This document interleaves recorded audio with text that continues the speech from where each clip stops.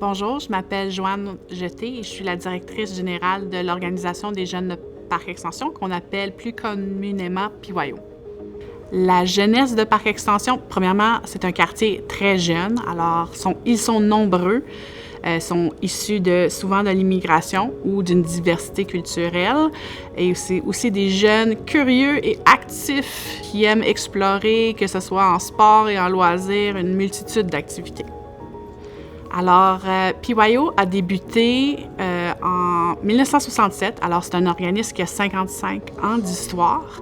Ça a commencé comme un organisme qu'on appelle grassroots, ça veut dire que ça part de la communauté qui voulait sortir les jeunes de la rue en créant des équipes sportives. Alors, au tout début, c'était baseball, hockey que les jeunes jouaient et PYO s'arrêtait pas mal à ces sports-là.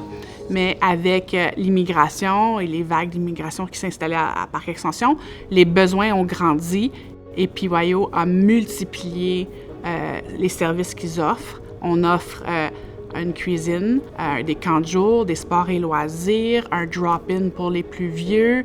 On fait de l'aide en insertion d'emploi et une panoplie d'autres activités.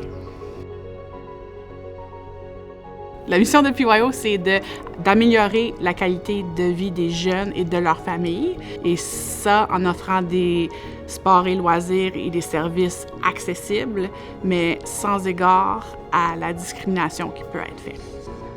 Pour inscrire les enfants dans notre camp d'été, nous avons des inscriptions en ligne qui se font via notre site web. C'est-à-dire c'est www.peyo.org. Vous cliquez sur le lien « Inscription ». Sinon, nous avons toujours quelqu'un qui est disponible au téléphone ou au bureau pour assister les gens qui ne sont pas capables de le faire par Internet. C'est important pour les institutions, dont les écoles, de créer des partenariats avec le communautaire parce que les écoles ont les jeunes entre 8 heures et 3 heures. La vie où on apprend à faire partie d'une société ne s'apprend pas juste durant ces heures-là. Il faut apprendre également des choses en dehors des heures de classe, qu'on parle de la francisation, qu'on parle de travailler ensemble, vivre ensemble.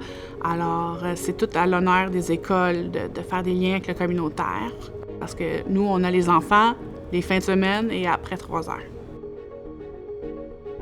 Par extension, la barrière de la langue, c'est un enjeu important. Souvent, les enfants sont mis dans une situation de faire la traduction pour leurs parents.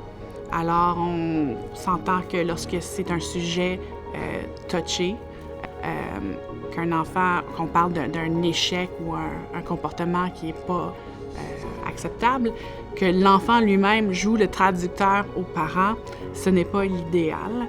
Alors, nous, comment qu'on fait pour outrepasser cette barrière-là?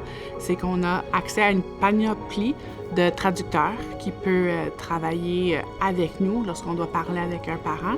Et aussi, on essaye le plus possible d'encourager les gens de nous exprimer lorsqu'ils sont vraiment dans l'émotion, dans leur langue, et on trouvera une façon soit de les comprendre par un traducteur, par Google Translate, des choses comme ça, pour pouvoir comprendre ce qu'ils veulent dire, pour qu'il y ait une aisance à communiquer avec nous.